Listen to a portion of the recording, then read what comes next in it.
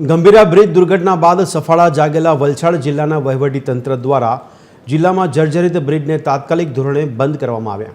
આ બ્રિજ પર ભારે વાહનોને જવા પર પ્રતિબંધ લગાવી દેવામાં આવ્યો। હવે પરિસ્થિતિ એવી થઈ ગઈ છે કે પ્રતિબંધ લગાવ્યાને મહિનાઓ થયા અને બ્રિજ પર કોઈ કામગીરી થઈ નથી રહી। તંત્રના આવા લાલિયાવાડી જેવા વ્યવહારને કારણે વાહન ચાલકો અને ટ્રાન્સપોર્ટર્સ ત્રાહિમામ પોકારી ગયા છે। આવો જોઈએ અમારો વિશેષ અહેવાલ।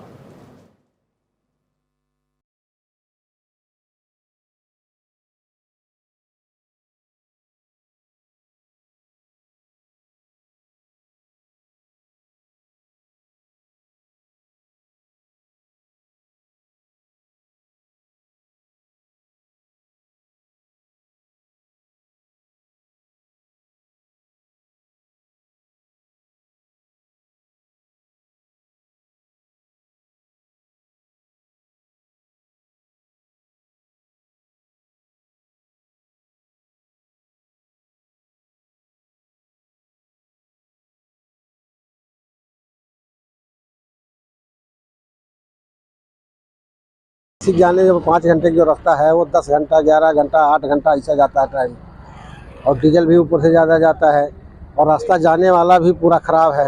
सब वाहनों को घुमा घुमा के जाना पड़ता है। रोड पे जाम लग जाता, सिंगल रोड है, बाइक जाने वाला रोड है, छोटा गाड़ी मारुति जाने वाला रोड, उसमें बड़ा बड़ा गाड़ी जाता है, उसमें सब हादसा हो जाता है। वापी थी नासिक तरफ जता आवता आ नेशनल हाईवे 56 परथी रोजना हजारों वाहनों पसार थाय छे।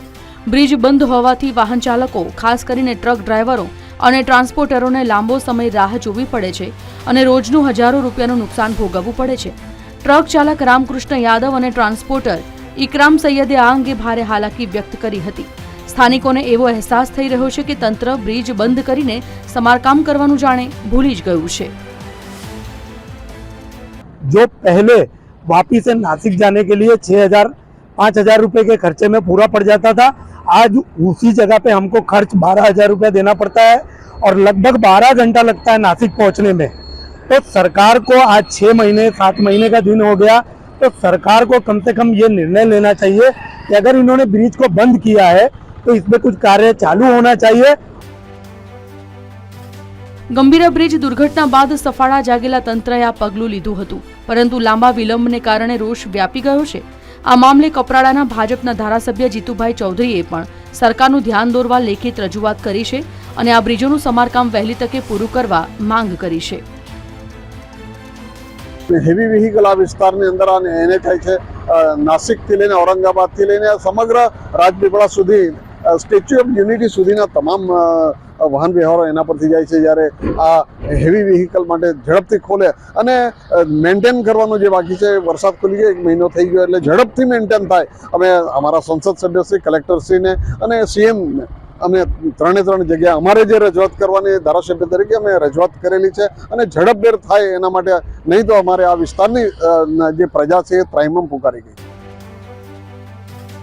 हाल तो वापी थी नासिक अने शामळाजी सुधी पहोंचता आ नेशनल हाईवे 56 ने जाणे के सरकार अने हाईवे ऑथोरिटी भूली गई होय तेवो घाट सर्जायो, पण स्थानिको अने धारासभ्यनी रजूआतो बाद पण सरकार अने हाईवे ऑथोरिटी आ समस्यानो उकेल क्यारे लावे छे ते जोवुं रह्युं। रितेश पटेल, TV 13 गुजराती, कपराड़ा, वलसाड।